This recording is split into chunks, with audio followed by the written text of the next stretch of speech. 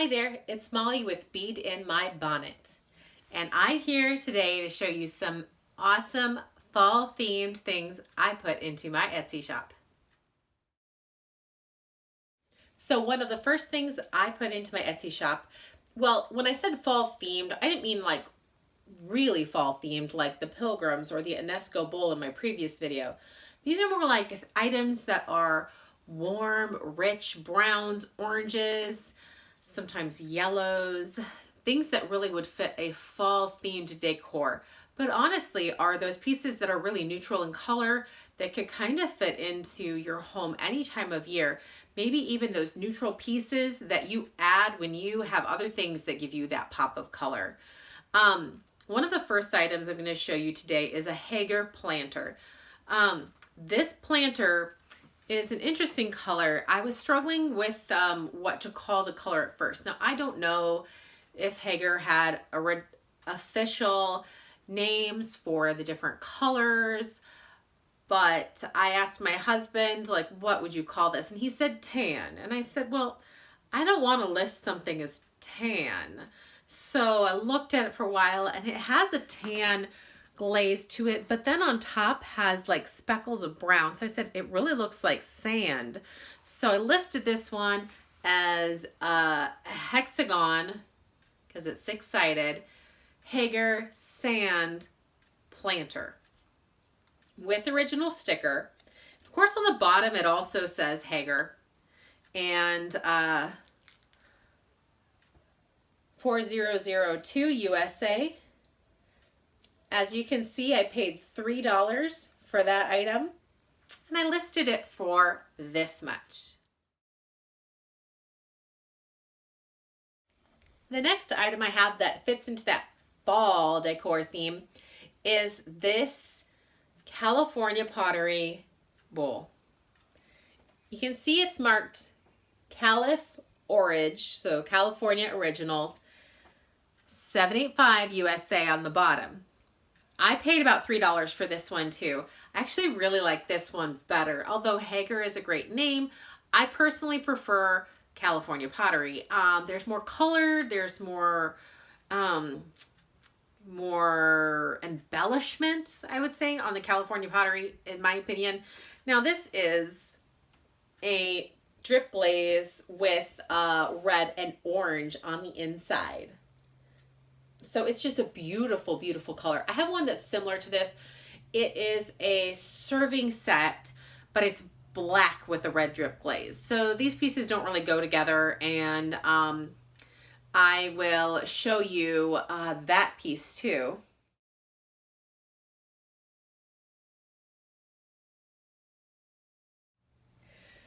But this one I listed as red drip glaze and brown crosshatch, because you can see there's details under the glaze lines that kind of crisscross across it. So I refer to it as crosshatch. I don't know what the official name of this would be, but that's what I called it. Now, I actually bought this piece for myself originally. I just really thought this was beautiful. And like I said, I love California Pottery, but now I'm listing it in my Etsy shop. Now, I don't think it had chips on it when I bought it, but I do notice now that there is some small chips along this edge. Now, I guess that's the bad thing about having a really neat sort of almost scalloped edge like this, is that there are more points to get banged and bumped against things. So I was probably the one that was a little careless with it. I noticed here too that there is a chip here. Maybe some of these were there to begin with, but I feel like some of these are newer, and that's probably my fault. I need to be a little more careful with things like this. I feel like, oh, I could stack these together, but if I move them slowly, they'll be fine. Well, I probably shouldn't do that. So I have to go back and look at my listing, because I have already listed this and don't think I disclosed the fact that there were some chips on it. I need to take up some close-up pictures, because the last thing I want to do as an Etsy seller is sell something that is misleading. So I don't want to end up having a customer that gets a product they're not happy with, and then I get a bad review. Right now I've sold 3 items. Yes, you heard me, 3 since my last video. I did sell 2 more. The Viking Swan Glass Vase and the Pilgrims that were in a previous video. And so I haven't gotten any reviews yet, even though I sold 3 things. I feel like I packaged them really well, sent personal notes, had great communication, but those buyers have not chosen to give me feedback yet, to give me a review yet, to give me positive recommendation for other people to purchase from me. So that's just something that I need to live with, and hopefully I'll have a buyer soon that will give me a good review. Now this item is really kitschy. Kitschy as in it was made quickly and inexpensively. That's pretty much the definition of kitsch. The items that were mass produced for people on the cheap, a lot of times those are souvenir items. This kind of makes me think that it was maybe sold as a souvenir item. It's a brown drip glaze mug, and on one side it says wet your whistle, and the other side it says whistle for your beer.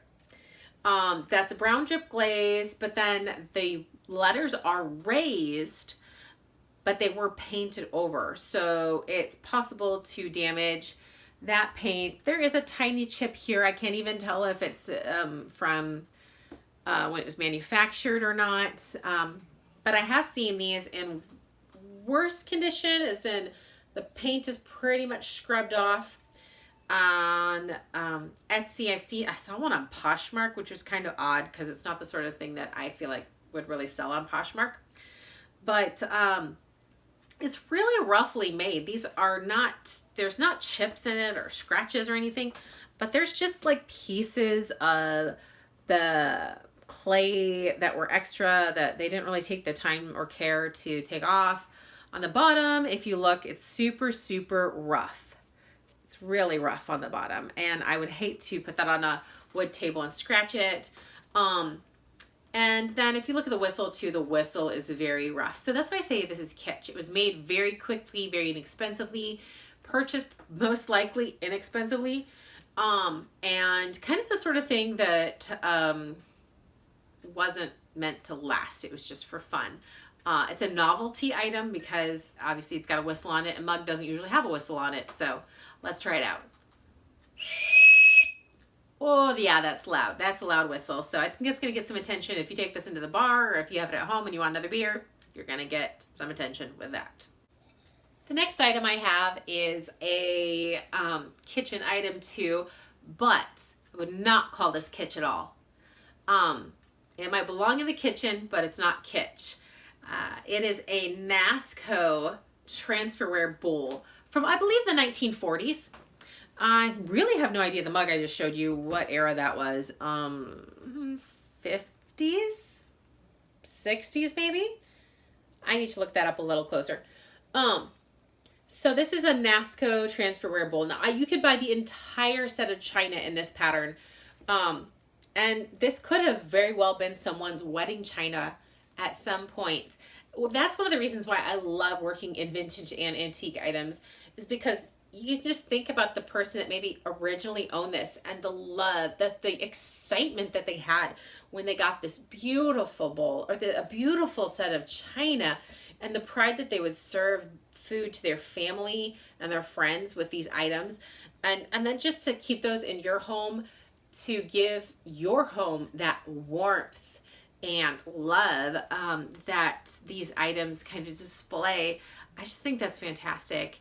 I much, much prefer having these beautiful vintage, used, loved, worn items compared to going to like a Pier 1 or even going to a Target and buying new things. Now, I don't fault anyone else for buying new things if that's what they like, but I really love having items like this. Now, I did put this bowl into my Etsy shop, so I'll show you the listing here.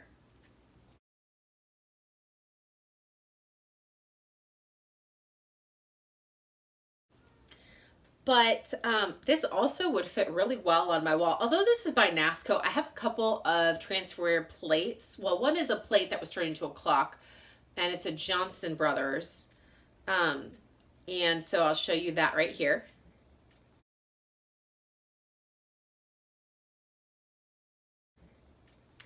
And so it's got a very similar color scheme. I could easily hang this bowl near that plate on the wall, and I could use it in my home too. So I listed it, and I hope that it sells because I want my Etsy shop to be profitable and to make money and to make this something more than just a hobby. I want it to be a business. But if for some reason like this bowl in particular doesn't sell, I have a place in my home that I will still love it. So I do love to purchase things that I myself enjoy because it is easier to be passionate about a business if you love the thing that you're selling, right? I feel that way in my full-time job too. I work for a coffee franchise business and I love the product. I love the high quality coffee that I get to sell. And so if I can do that in my Etsy shop too, sell things that I love, that just makes it more fun and more fulfilling when they sell to somebody else because I know that I just sold a treasure for someone else's home. Speaking of treasures, look at this. This is a vintage, I believe 1980s, hand-painted ceramic piece. This is a sort of piece that people would make as a hobby. But I do know people that would make these for sale at craft fairs and things like that too. Now this one is done so well with so much depth. The rocks and the grass, the log, and the fur of the fox and the fur of the rabbit, that I feel like this person was really an artist. It's just, oh, it's exquisite. I love this piece. I personally don't usually decorate with this style, this kind of woodland theme. I know that the Transferware plate was mountain woodland print, but in general, I don't have kind of like woods figurines. So I think this is amazingly done and beautiful, but I'm hoping to sell this. This is in my Etsy shop. I did list it here.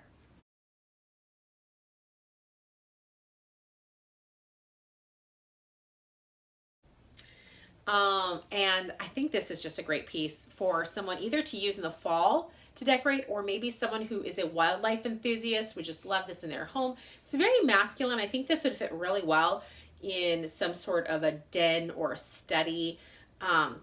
And just on a bookshelf with some beautiful books would be lovely. I think that this is a really high quality piece. And so I thought this was a great find. This was only $2. Oh, by the way, the bowl that I showed you was $1 for the bowl. I think it's beautiful find for $1, and hopefully I can make a little bit of money on the bowl. Hopefully I can make a little bit of money on the fox. At $2, I think there's a lot of room. So we hope that sells soon and someone else can enjoy this treasure.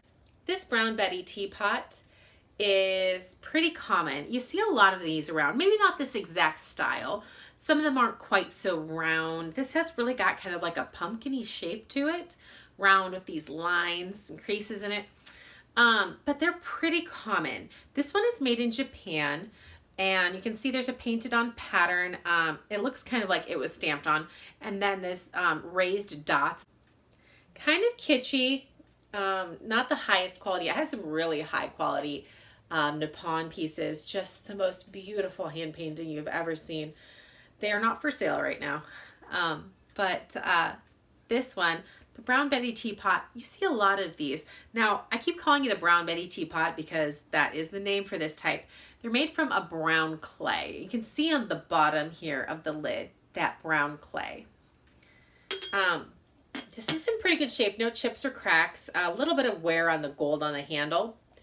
And on the bottom, you can see it says made in Japan. So the brown clay that's used to make these Brown Betty teapots was originally discovered in England. So I don't know where the actual clay came from for this teapot, but the teapot itself was made in Japan.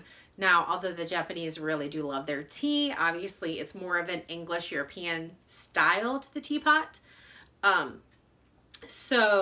Probably sold here in the United States, and very common. Now, that type of clay is famous because supposedly the heat retains better in this type of teapot because of the clay, and therefore the tea tastes better. So you know that the British love their tea.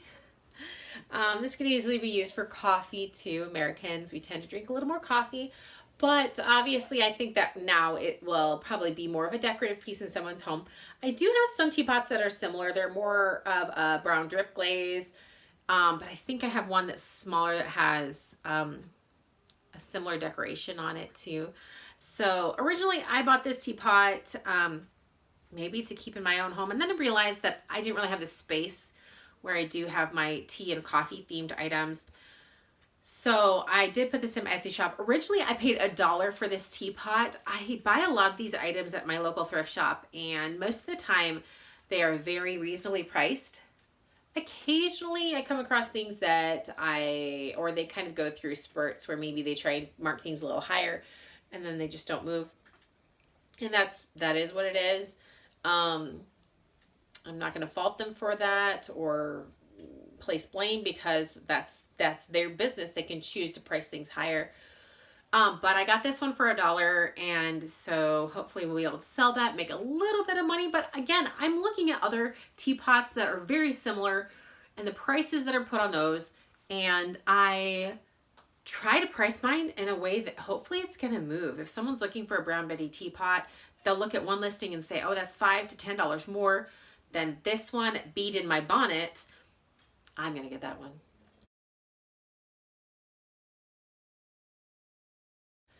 All right, one last thing I'm going to show you. I bought this one for myself. It's a fairy lamp. I thought this one was adorable. I love the amber color, and it looks like an acorn, right? I'm trying to remember what the maker was. Was it Jeanette Glass, maybe? I think I will list it right here.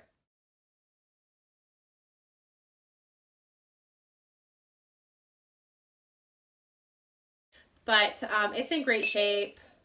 There's no cracks. I haven't seen any chips. I bought it for myself. I really love the color. I think it'll go well in my dining room. I'm actually standing in my dining room right now.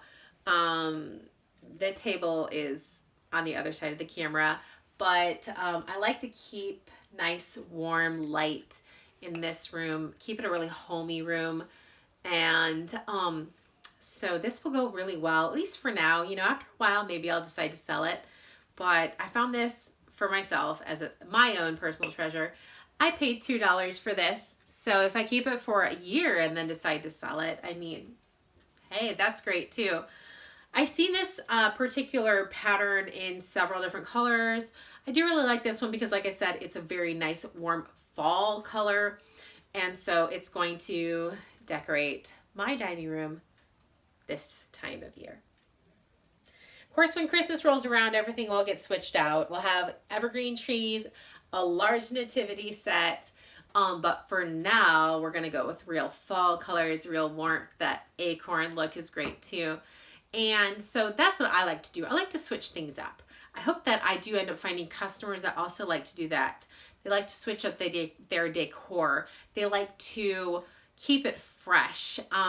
It's fun for me to express myself like that, kind of artistically, where I can swap out the paintings, swap out the figurines, swap out even maybe the curtain, and I can just kind of like keep my home really interesting and exciting in that way. I really like to change it up. I like to keep it fresh. I like to use newer things in my decor, and that makes me happy. So I hope you've enjoyed watching this video today. Make sure to check out my Etsy store, BeadinmyBonnet, and like and subscribe if you want to see future videos. I am so happy that you have stuck with me and shared in my love of vintage and thrifted things. I will see you in my next video. Bye.